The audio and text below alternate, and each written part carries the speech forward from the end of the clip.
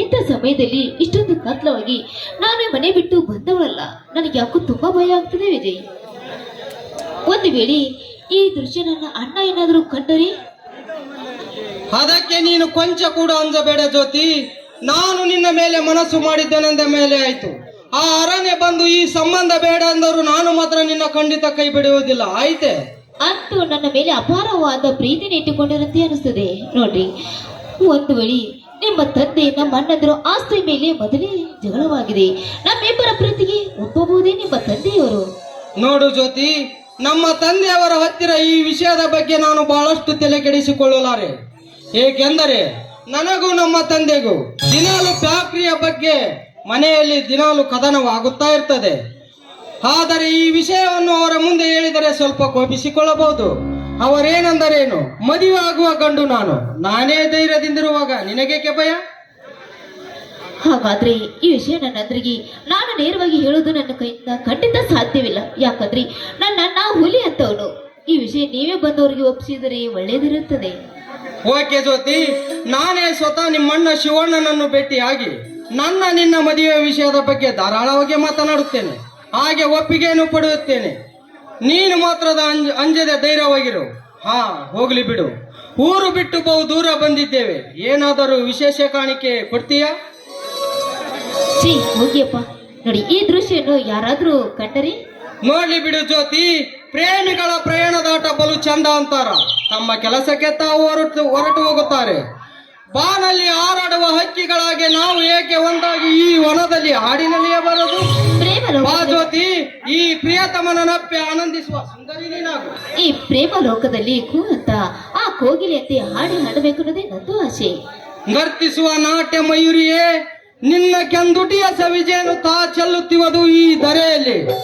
ಎಷ್ಟು ವರ್ಣಿಸಲಿ ಈ ನಿನ್ನ ಮೈ ಬಣ್ಣ. ರಂಬೆ ಊರ್ವಶಿಯರ ಸುಂದರ ಔತಣದ ಮೈತ್ರಿ ಈ ನಿನ್ನ ರೂಪ.